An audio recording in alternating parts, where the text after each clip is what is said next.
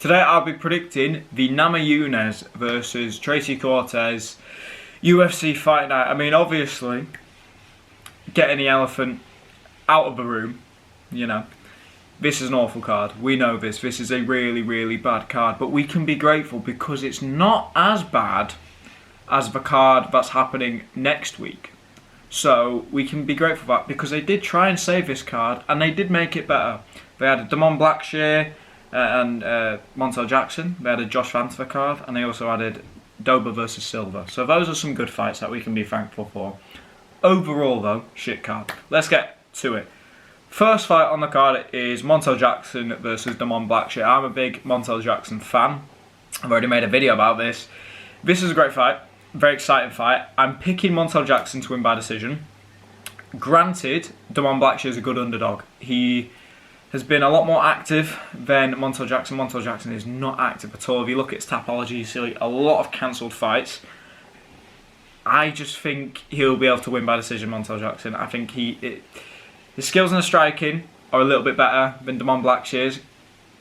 And I don't know though, Blackshear's a good underdog. I was tempted to pick him. He's a good underdog, but we shall see. It's a great fight though.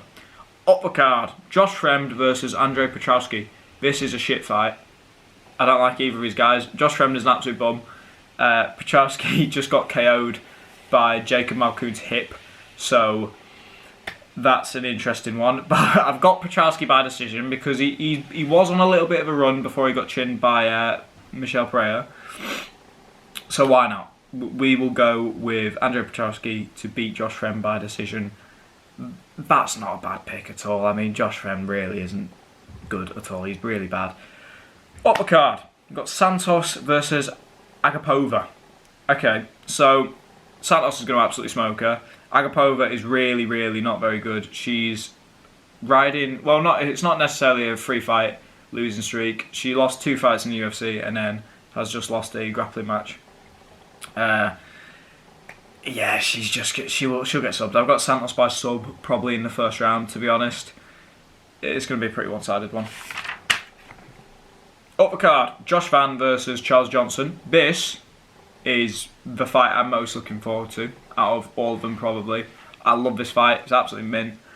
Josh Van is a great prospect. Josh Van is literally the Max Holloway of flyweight. He usually loses the first round, but then as the fight goes on, he picks it up, melts his opponents with his amazing body shots. Big fan of them. He puts his combinations together very well. He's got a great pace. I'm a big fan. I've got Van winning by decision. I think Charles Johnson is going to win the first round and he'll probably look good doing it. But then as the fight builds, I think Josh Van is going to start putting things together and just outworking him on the feet. I'm very excited for that fight though. It's going to be good. So now, up the card, we've got, I love this last name, Jazadavicius versus Klein. Now, Jazadavicius has just murdered Priscilla Cachoeira in her last fight. I think that first round was like a 10-7 or something. And an observation I have, so Klein, this is her debut, she's 6-0. We see a lot of undefeated female prospects, these big names coming into the UFC, and then they always lose their first fights. They never look very good because I think the standard of competition is so low. So I've actually got Jazadavicius by decision here. I think she will beat Klein pretty handedly. Up the card, Al Hassan versus Brundage.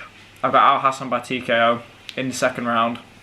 Both aren't great at all, but Cody Brundage is an absolute fluke merchant, so I can't pick him to win this fight. He's fluking his way through the division. That's the only reason he's still actually signed to the UFC, is because he has like 2 fluky wins. One, he got punched in the back of the head, and then the fight went to him because it was a foul. And then in his second to last fight, he got a slam KO. So, just, I'm not backing Cody Brundage. I don't care. And he looked alright against Bo Nickel. He did. He defended the takedown. Fantastic stuff. But I've got Al Hassan by TKO. Up the card, Joe Rosa versus Christian Rodriguez. Now, I really don't like Christian Rodriguez at all. While he was at bantamweight, he was fat. He just missed weight constantly and then beat all the bantamweight prospects like Cameron Simon and Raul Rosas. He beat him, and just because he was just fat and really undisciplined. But recently, in his last fight, he's moved up to 145. He won a robbery decision on his debut, which no one was very happy about at all. He's very fluky. He's very, very fluky. I think it's a hard one. It's a hard one to pick, but Arosa has been getting chinned a lot in recent times. He's lost his last two. I know he won his last one, but then before that he lost two due to TKO. So he's not necessarily... He's a bit chinny, he is. But, being honest with ourselves, Rodriguez does not have the power to put Arosa out or really do anything to him on the feet, I don't think. So I've got Arosa here by decision. I really hope so as well. Uppercard, jeez, this is such a bad card. It really is. It's such a bad card. Gabriel Bonfirm versus Ange Loosa. Now, Ange Loosa bitched out of his fight versus the absolute GOAT, Brian Battle.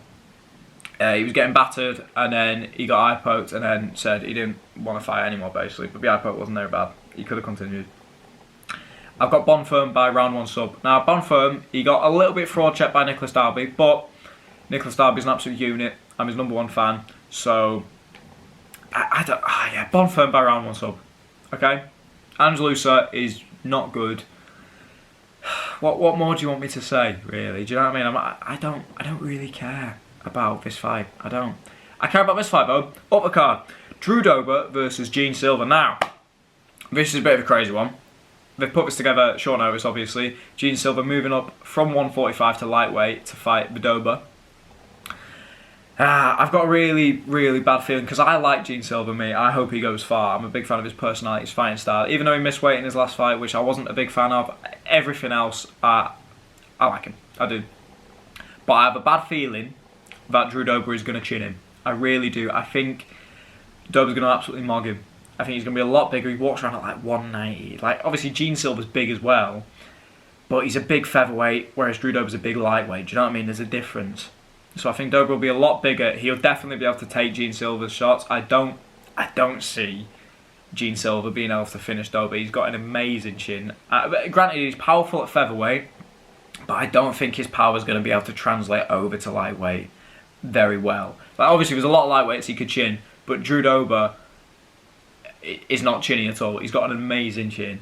The absolute crimson chin on him. So I've got Drew Dober by round 2 TKO. I can see that happening. I think Silver might gas himself out in the first round trying to chase a finish. He might even rock Dober, try and chase a finish, but then obviously Dober's recovery time is insane. He'll recover, and then by the second round he'll be gassed, and I think Dober will pour on him, show his experience really, and finish him. Unfortunately, I hope that doesn't happen. I hope Gene Silver wins this one, but I'm just not sure. Now, uppercard, shite co-main event. Santiago Ponzinibbio versus Muslim Salikhov. Now, both old as anything. I've got Ponzinibbio by decision here, I think. Both fallen off massively, and they're just not, they're not very good. Ponzinibbio's most recent win is against Alex Morono. Oh, God, am I actually picking Ponzinibbio here? No. Oh, I don't know. No, you know what? I'm going to pick Muslim Salikhov, fuck it. I just thought about it. Santiago Ponzinibbio most recently beat bloody Alex Morono, and he is so bad. He's actually so bad, Alex Morono is. He just got beat by Nico Price. Do you know what I mean? So I can't base that. No, he's not going to win. Ponzinibbio's old. So's Muslim Salikhov. But you know what? Just flipping my pick. Why not? Salikhov by decision. He's looked okay in his last few fights. He got beat by Dalby. He did also just get chinned by Randy Brown. But before that, I believe he beat Andre Fiallo with a spinning heel kick, which was pretty cool. I think out of 2 old men, yeah, why not? I'm gonna ride with Muslim Salikhov. Got the main event of the evening: Rose Namajunas versus Tracy Cortez. Shit fight, hate it. I believe it's actually gonna be a 3-rounder, which plays into my pick. Right, I'm picking Tracy Cortez. Controversially, incels rise up. The MMA incels love Tracy Cortez. Bunch of virgins. So, I'm picking Tracy Cortez because I've heard that this is going to be a 3-rounder because it's so short notice. I think that plays into her game. I think Rose Namajunas is a very slow fighter. We know this. She's so boring, which plays into a 5-round fight because then she can just... She wins more rounds by being boring, whereas if there's less rounds, she's not going to be rewarded as much for being boring. I feel like Tracy Cortez will be able to do a bit more in those 3 rounds and just win the fight. I think she's going to win the fight. No, I keep doing it. Rose Namajunas, she's not good. She's not. She's definitely fallen off recently. She just won versus Amanda Ribas, but then before that she got battered by Manon Fiorot. Yeah, why not? I'm picking Tracy Cortez. I don't really care though. I really don't. I'm not invested in this main event. I'm not really bothered. I don't think I'm watching this fight because I'm going away tomorrow. I'm not even going to be in the country. So don't even think for a second that I will be covering the fight card next week. I actually don't care. It's beyond me. Bloody Amanda Lemos versus Viviana Jandiroba. Such a bad card. It's awful. I'm not doing a prediction video or breakdown of that one. That can fade into irrelevancy. I actually don't care, even slightly enough. But anywho, those are my predictions on this card. I'm interested to see how I've done. There's going to be a few week hiatus now because I'm disappearing and I don't trust the location I'm going to have good enough Wi-Fi for this to continue. So I'll be back with the Ginge as well. Return with a co-host in about 2 weeks' time. I don't think this is going to be a very good fight card. But those are my predictions.